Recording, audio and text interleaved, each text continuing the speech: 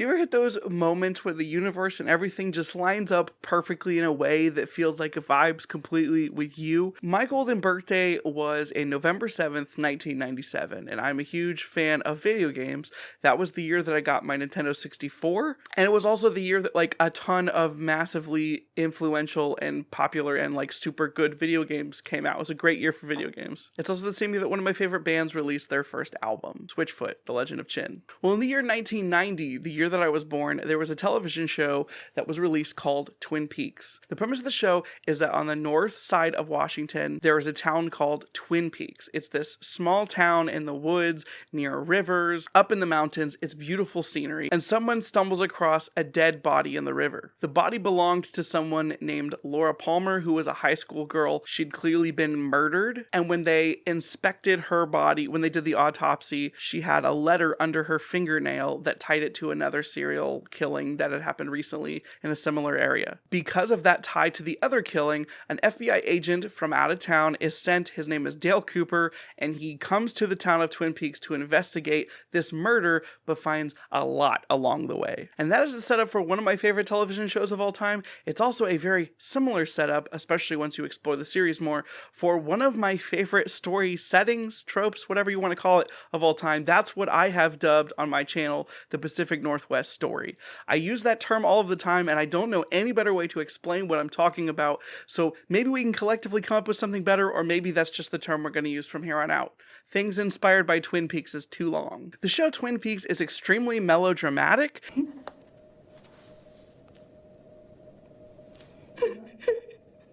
There'll be an announcement from the principal. The music is just some intensely, almost corny levels of dramatic organs, synths. I'll try to play a clip of it here.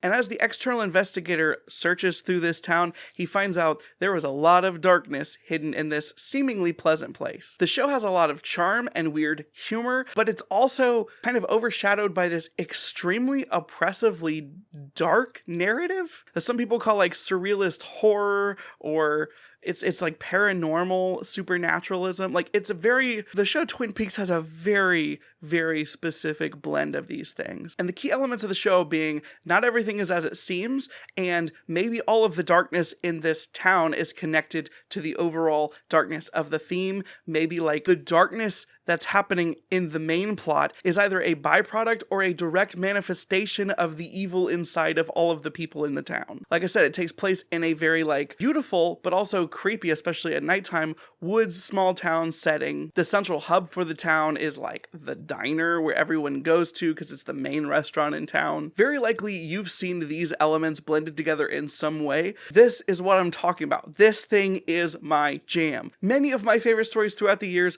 are tied to this type of setup, and almost all of them are extremely blatant about their Twin Peaks references. But basically you have a small town, usually in the Pacific Northwest because it's beautiful and creepy. Everything seems normal on the surface, but just weird enough that there might be something strange going on.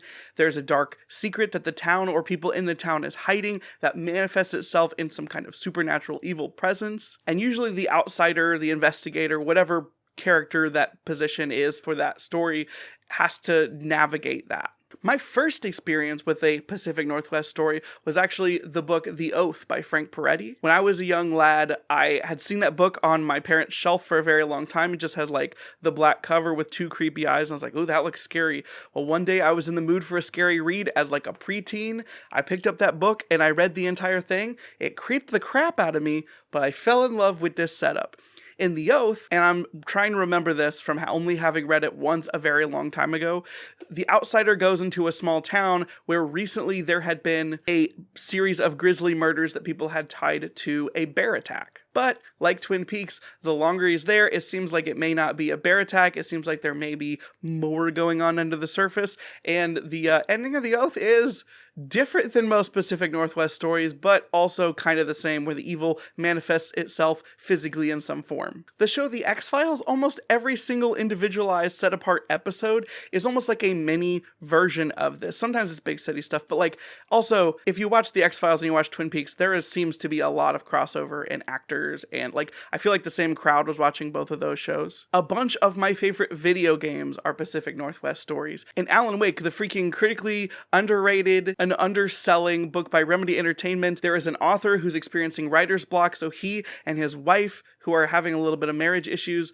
probably because of his writer's block, his lack of like success in his career lately, decide to take a vacation to a Pacific Northwest town. While Alan is trying to escape his writer's block, his wife is kidnapped by some mysterious woman in black, and also at nighttime, he starts losing his memory and he starts finding manuscript pages seemingly written by him, which indicate what is about to happen in the story, and it seems like there is some dark version of Alan writing this horror nightmare that he's in, and he's living inside his own Pacific. It's like a meta Pacific Northwest story. There's like a story within a story. Alan Wake is an amazing game that the gameplay may not hold up. I don't know. I haven't played it in a while, but dang, that story is freaking dope. There's an indie video game developed by the developer Don't Nod, which was called Life is Strange. It got a lot of popularity. It was released, I don't know, some time ago. One of my favorite games I've ever played with my wife. Like, it is an amazing adventure game that involves a murder over drugs in a Pacific Northwest town, and it turns out the protagonist has time traveling powers in the sense that she can like rewind time up to like 5 minutes and then relive that 5 minutes over again to see things happen differently. That game is extremely obvious with its homages. Like, there are straight up Twin Peaks references in multiple places in the game. If you've ever heard of the game Deadly Premonition, which is, from what I can tell, because I've never actually completed the game yet, I just need a long period of time. I'm an adult and I have no time. Please someone give me a long period of time so I can play Deadly Premonition. The setup is very similar. A girl is murdered gruesomely in a supernatural way, and an investigator from the FBI is sent to this small town to investigate it. Like, it is very, very obvious with the Twin Peaks references. I made a video not too long ago about audio dramas that I would recommend to people who like audiobooks. In that video, I talk about a bunch of audio dramas that have this exact vibe that I love, most of them produced by a company that has Pacific Northwest stories in their name. The show Black Tapes, the show Tanis, Rabbits, they all contain elements of what I'm talking about. And I love every instance of them. Part of the reason that I love these types of stories is, one, if you've ever been to a small town at nighttime, it is extremely easy to recapture that feeling of eeriness in real life. Am I getting that feeling because I've watched too many of these types of stories? Maybe. Or maybe that's the feeling that everyone gets when they're in a creepy small town, and that is the element that someone was able to manifest multiple times in these types of stories. These are stories that you can like visit places that make you feel like you're living in these real horror tales. Additionally, I always love supernatural or like weird magic-y or, you know, not normal, paranormal, is that the word? Type events in my stories, and these are always chock full of them, usually with a lot of mystery. They tend to be like, I guess, low fantasy elements, but still fantasy nonetheless, a genre that I clearly love. But one of the main players, as I've said before, in most of these stories is there is some element of darkness within the people that manifests itself physically, and I just find that to be an extremely rich subject matter or storytelling device for like a lot of interesting, or maybe sometimes on the nose, metaphors or themes. It's just a beautiful way to explore the darkness of humanity, the human condition. And it seems like no matter how many times I explore that theme or those ideas, I never get sick of Pacific Northwest stories. I reference them all the times in my videos. Hopefully this explains some of it. If you know what I'm talking about, and you have a better term for it, or maybe even better, you have suggestions for Pacific Northwest stories, please leave them in the comments down below. I am dying to find more things like this.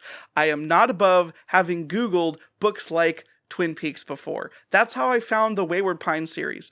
And that's not exactly like Twin Peaks. I could draw a lot of different distinctions there, but they would all be spoiler related. But if you know what I'm talking about, or you can relate, or you especially have a recommendation for me on this type of thing, or maybe you love this type of thing and you're looking for more of them, I want to be able to collectively bring this idea into a single video so that maybe we can talk about that. I can explain the thing that I'm constantly referencing. Are you a fan of Pacific Northwest stories? Did anything I say make sense? Please leave a thumbs up on this video if you like it, or if you feel me, or if you at least think it's funny for me to try to express this joy that I have for this seemingly like almost culty, classic-y kind of like vibe thing that I love. If you're not subscribed, please do that now. Hit the bell if you'd like to be notified whenever I post new videos. I love you so much and I'd like to see you again, but I can't tell you what to do because I'm not your dad, but I am your best friend. Bye. No one ever get enough. Always looking out tired. Sleep. No one ever get enough. If I don't show up, I might get fired. Sleep. No one ever get enough. Always looking out tired. Sleep. No one ever get enough. If I don't show up, I might get fired.